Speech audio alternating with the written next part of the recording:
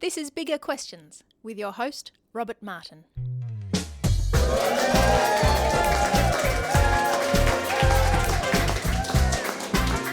Welcome to Bigger Questions, recorded live in the city of Melbourne. Today's big question, where can I find joy? We're asking this question today to Silvie Paladino. Silvie is one of Australia's most versatile and talented entertainers. She's performed in musicals and concerts all over the world. She's sung at grand finals, the Boxing Day Test, V8 Supercar Championships, and is also a regular performer at Carols by Candlelight each year. And she joins me now. Please welcome Silvie Paladino. Thank you. Hello. Silvie, welcome to Bigger Questions. Good to be here. Now, you sung at grand finals, the V8 Supercars and Carols by Candlelight. Do you get nervous before a performance? Absolutely. I think if I didn't get nervous, it would be time to retire. Okay, right, I do get nervous. I suppose after 32 years of doing this, you learn how to channel your nerves so they help you rather than, ruin your performance. Okay, so do you ever worry that when you open your mouth that you're going to cough or get the wrong note or something? No. No, I worry that I might, fluff the note, perhaps, or, forget my words or something like that. What goes through your mind when you're about to sing that first note of a song? I suppose I just try to calm my nerves. I've learnt to breathe. I think when we get nervous, we hold our breath, and through experience, I've learned to sort of exhale that breath and trust that I'm there for a reason. Right, okay, excellent. Anyway, I hope you're not too nervous now that you're breathing out. No, I'm good. Okay. That's a relief. Well, to kick off Bigger Questions, we like to ask a couple of smaller questions. We do try to have a bit of fun on the show. Today we're asking Silvie Paladino about joy. So, Silvie, I thought I'd test you on how much you know about joy. Now, is that going to be a challenge for you, do you think? I don't think so. I think I'm a pretty joyous person. Good, that's good. Okay, well, there's two questions, both multiple choice. Yep. Question one, a blog post on the Huffington Post detailed 40 ways to find joy in everyday life. Mm-hmm. Which one of the following methods was not on their list of 40 ways to find joy? Okay. Was it A, sing out loud? Was it B, dress up in costume for no reason? Was it C, pay a compliment to a total stranger? Or D, take a trip to the casino and put everything on black? Oh, I think it'd be D, the casino. Well, you're right. It is actually. Good. Yes, that's right, yeah. So you don't think that going to the casino would be a source of joy? Not for me, no. Right. Maybe for others. Right, yes, yeah. Okay, well, you're doing well. Good. Okay, question two. I feel like I'm back at school. I left at 15. Question two. What, going to the casino, was that part of your school experience? No. Right, okay. Question two. Yes. The Christmas carol Joy to the World is one of the world's most popular Christmas carols. Okay. What was the inspiration for Isaac Watts in writing it? Was it A, a walk through the English countryside? B, a trip to Buckingham Palace to see the King? C, the Book of Psalms in the Old Testament of the Bible? Or D, a trip to the casino where he'd put everything on black? I'd have to say C, perhaps. So perhaps? It's not perhaps, it is. There you go. That's right. So Silvie, be joyful. You passed. Two of our two smaller questions. Hallelujah, finally passed the test. That's right. Big round of applause. So Silvie, according to the Huffington Post, singing out loud is a way to find joy in everyday life. So is that true for you? Do you get joy by singing out loud, even on big stages? I definitely get joy. I think for me it's more than just joy, it's part of who I am. And so when I'm doing it, it feels quite natural. Yes. And I feel like I have a purpose when I do it, and that brings me joy. So the purpose brings you more joy than perhaps than the singing? I think so. Right. Yeah. Okay, yeah. Even though I love to sing. I mean, I sing in the car. There's no purpose in that, I suppose. What do you sing in the car? Oh, I sing along to all the hits. I'm quite hip, you know. Know all the stuff on the radio these days. Okay, excellent, yeah. So when was it that you realised that you could sing, though? When I was roughly around 8.5, 9 years old. So my mother's side of the family are quite naturally musical, and my aunties would play the guitar and sing and harmonise together, and we as kids would sort of sit and listen to them. And at Christmas time we would sing carols, and it was through that an uncle mentioned to my mother that I had a nice voice and that maybe I should look at having some singing lessons, which I did at the age of 9, and that's where it all started. So did you enjoy it then? Oh, absolutely. Did it bring you joy? I was going to say it was just for the love of it. Right. There was no idea of ever doing this as a job. It was just purely because I enjoyed it and I was good at it. Yeah. So when did you start thinking it could become a job for you? That only happened when I joined a competition, Young Talent Time, for those of you old enough to know about Young Talent Time. I used to watch Young Talent Time. Oh, me too. Yeah, I used to love it. Yeah, it was a thing to do on a Saturday night, right? So I was a contestant on the show and I was 14. How was that experience as a 14-year-old? Pretty scary. Yeah. Pretty scary. I'd gone into competitions over the years from the age of 9 through to that time, and I'd never won anything. Mm-hmm. And I went on to this competition sort of put in by a friend of mine, and you watched the show but never thought that you perhaps could be on it someday. I just enjoyed what they were doing, but never thought I'd be there. So I was a contestant and I won my heat and I went through to the grand final. And it was from that grand final in 1986. I'm so old. 1986, that I then realised that maybe I was going to be a hairdresser. I left school at 15, so I had no ideas of grandeur. And we're an immigrant family that came to Australia in the 50s. So we had no idea of, the possibility of me becoming a singer. That seemed just too way out there as a thought. Yes. But it was through that competition that I then thought, well, maybe, I could try this.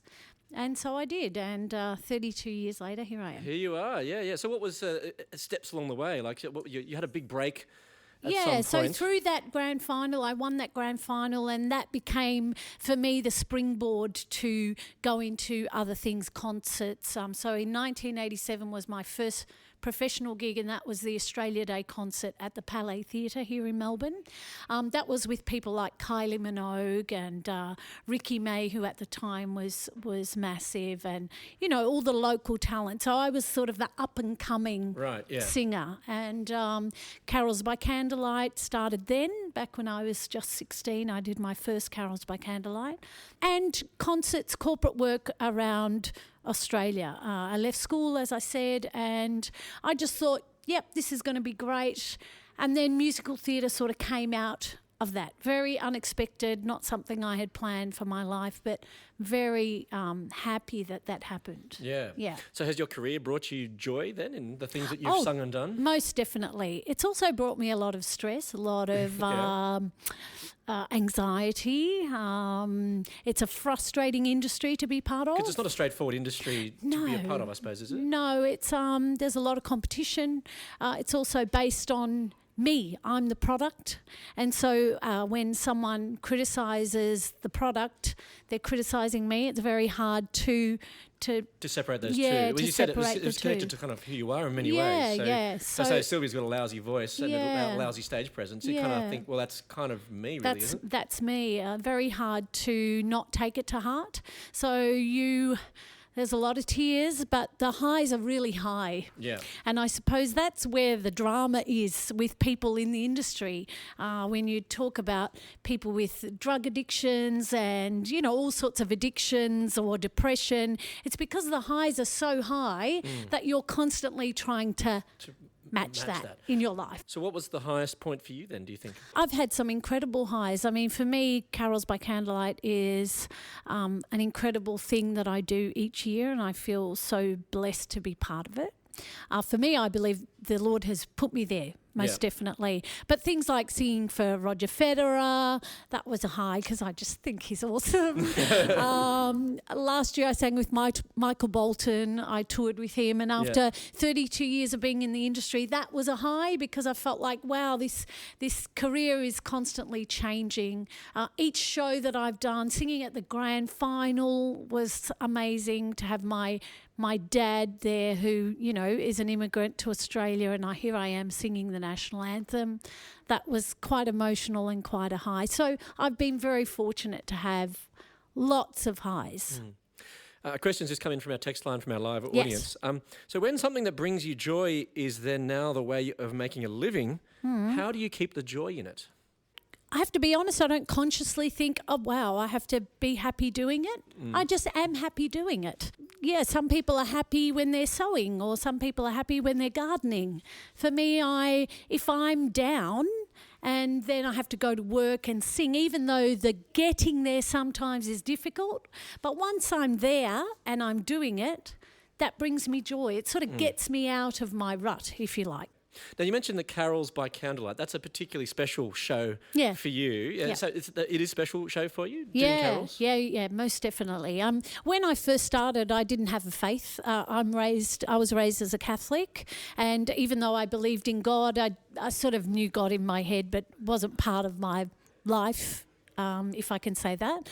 And so now when I do carols, it's taken a whole different meaning and an importance that I realise God has placed me there for a reason. Because when we see you on carols, and you always seem to be singing from the heart. Yeah. Because that's a genuine experience for you then. Oh, when you're doing it. absolutely. Yeah. For me, I'm singing about my Lord. Yeah. It's not just a carol about, a Christmas tree and with baubles.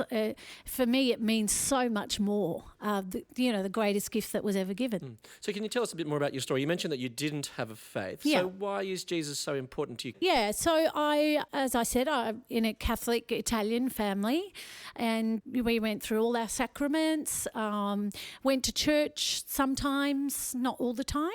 Did it mean much to you, though, when you were Not going really. to church as a kid? No, not really. It was a ritual. Right, you just did it because that was something to do. we did the prayers and stood up and sat down and knelt down and stood up. All that stuff that we do in church. I then went out into the world and started working, and I had the opportunity of doing a show called Miss Saigon. And it was through Miss Saigon that a friend of mine played me a song. Can I sing a little bit of that song? Well, okay.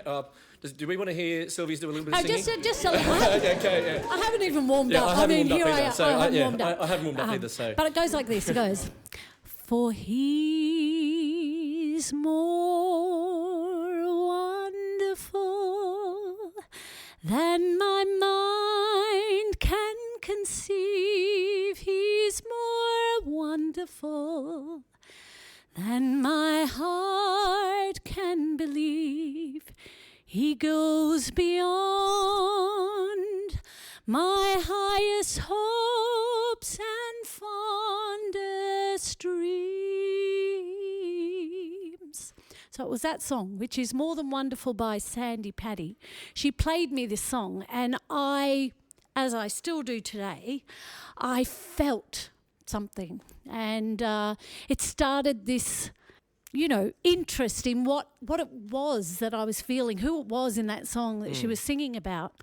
So the Lord started working in my heart and in my life, but very patiently working. So at that point, you sort of felt there was a connection to something bigger. Yeah. That was a profound and real experience. For me, it was you. the music. God Right. got me through music. Right. Yeah. Which is probably, so right. Which makes sense, I suppose. Yeah. He's good. He knows what he's doing.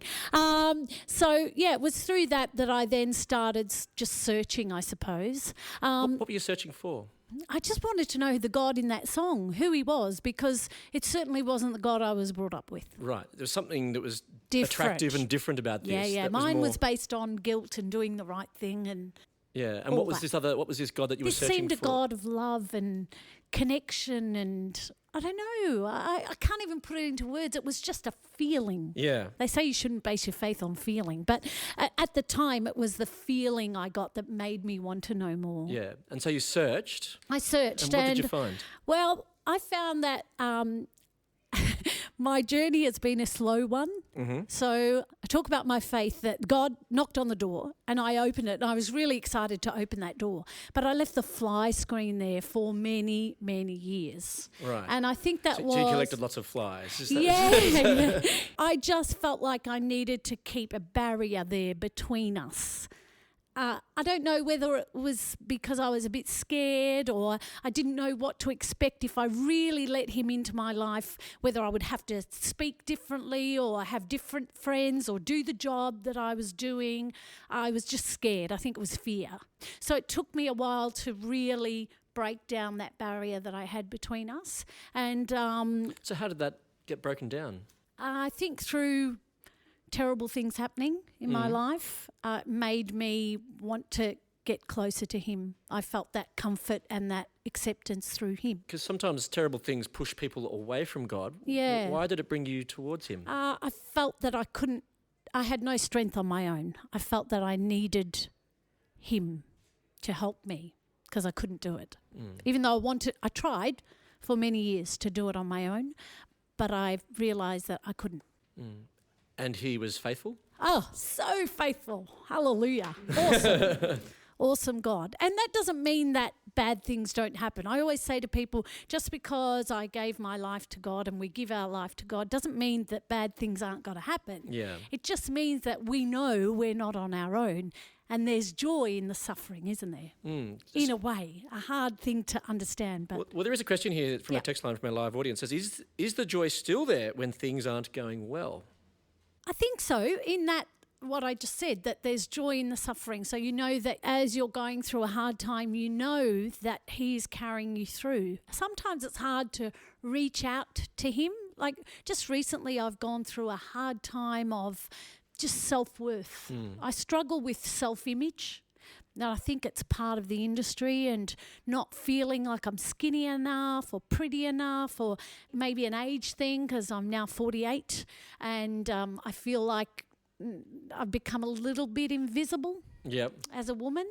So I struggle with that, and it's been hard to reach out to God because even though I know he's there, I'm shameful that I'm even feeling that because I know better, but I can't help feeling how I feel.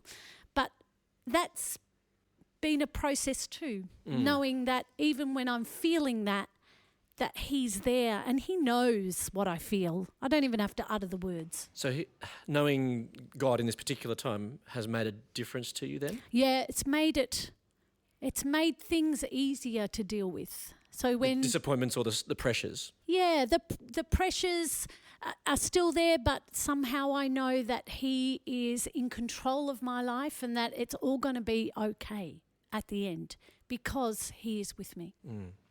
Now, American broadcaster Germany Kent once said, "Knowing God is like listening to beautiful music. His words have power. He lifts me up and soothes my soul. He makes me dance. He gives me joy." Yeah. Is that your experience of Yeah, knowing God? most definitely.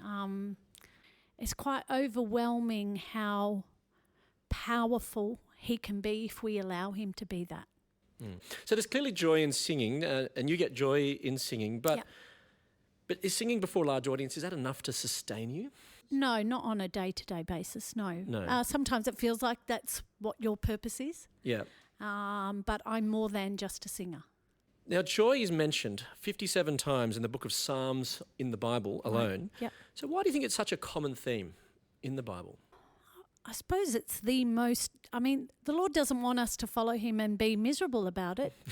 I don't think. I think he wants us to be joyous about what he's given to us. I mean, the fact that he died for us so that we can be with him is a joyous thing. It's not a sad thing. It's not a terrible thing.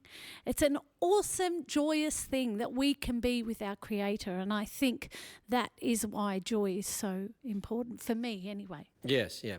Well, there are times when joy and music are connected. So, for example, in Psalm 98, which is actually the inspiration for the hymn Joy to the World, the psalmist writes, "Shout for joy to the Lord, everyone on earth. Burst into joyful songs and make music. Blow the trumpets, give a blast to the ram's horn. Shout for joy to the Lord. He is the King."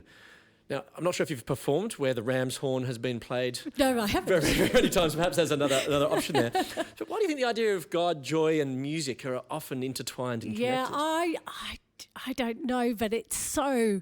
I think music is a direct connection to the spirit, to the soul, and I think that's why worship in church is so important. And I think sometimes churches don't give it the weight that they should. Right, yeah. Because, well, in my experience, that's the way the Lord found me. Yeah. And, well, I found the Lord, I should say. But, you know, it prepares your heart to then hear the words of God when the speaker's talking to you. If the music is not affecting you, then... you know, everything sort of closes off. Yeah. I really So think... there's a part of your human experience that's somehow sort of impoverished, perhaps. absolutely. Yeah. So that's why they call it soul music and not sort of larynx music. Yeah, absolutely. Yeah.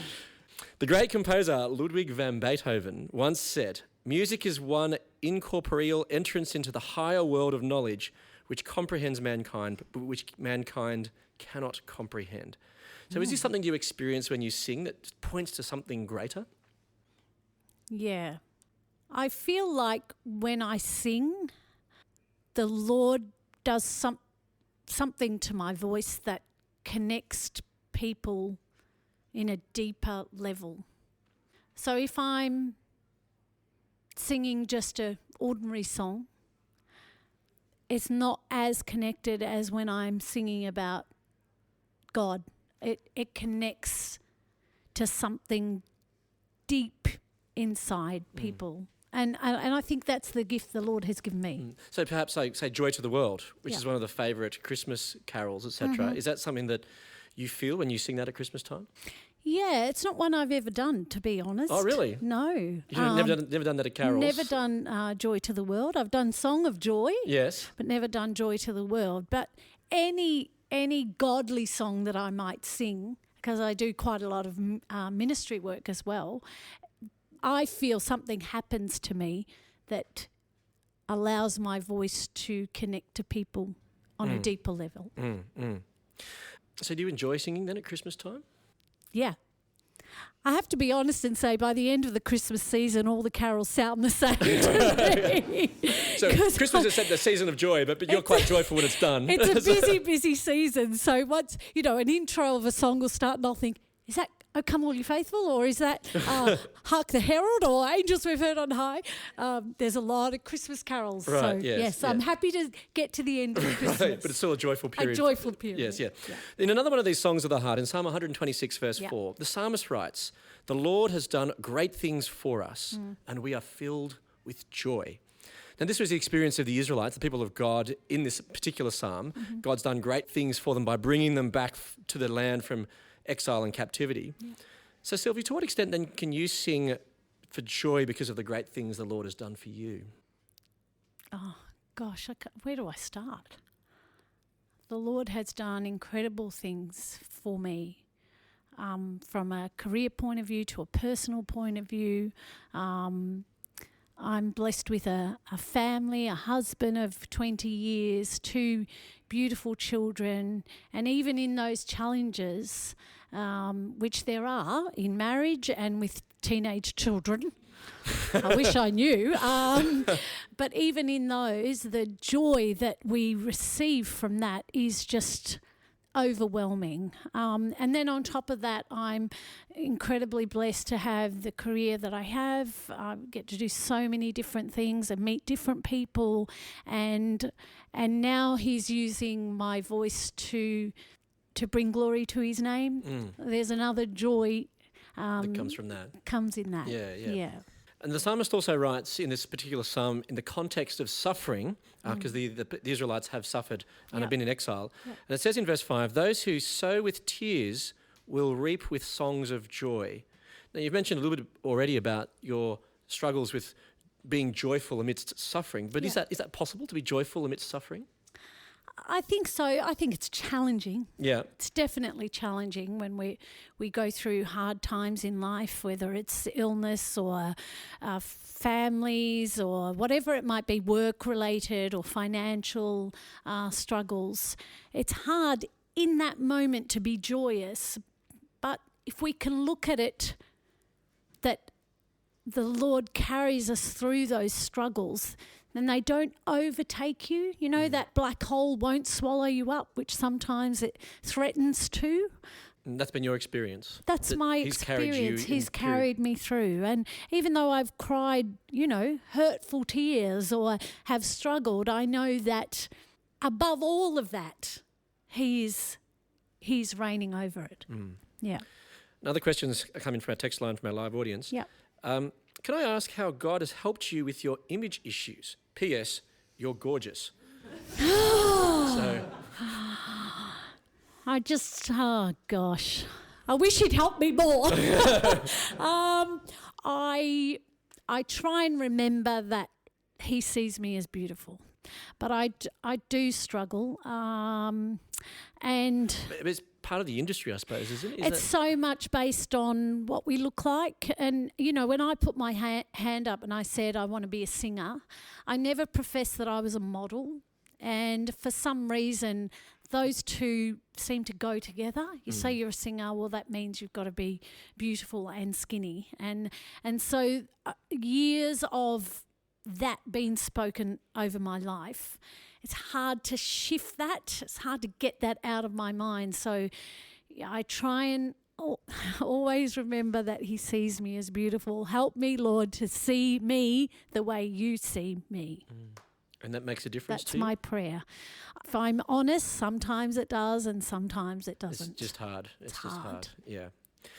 Now, a number of people don't think that you can get joy from the Christian message. It's a list of sort of outdated rules and rituals, etc., which constrain you. Really? How do you react to that? I think they're not hearing it right.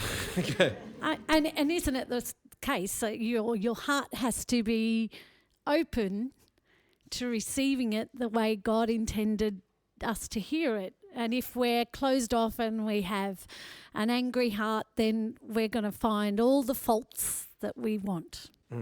We are just about finished, around out of time. But if I could just if it's okay, would you mind singing the first line of Joy to the World for us? Sure. Would that be okay? Sure. Do I Without know the words? Sure. I could help. Maybe we could do a duet. We could. Why is everyone laughing? That's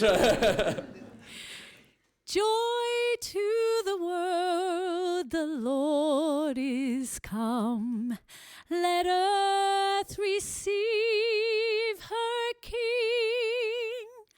Let every heart prepare him room. And heaven and nature sing. And heaven and nature sing. And heaven and nature sing. Thank you so much, Silvie. My pleasure. So, and you may well have just answered the final question with that. So, Silvie, where can I find joy? In Jesus. That's where you find it. And The joy that surpasses all understanding is in Jesus. Well, let me leave you with some of the Bible's answer to the big question, where can I find joy? From Psalm 126, verse 4. The Lord has done great things for us, and we are filled with joy. I look forward to you joining us next time for bigger questions. Please thank our guest today, Silvie Paladino. Thank you.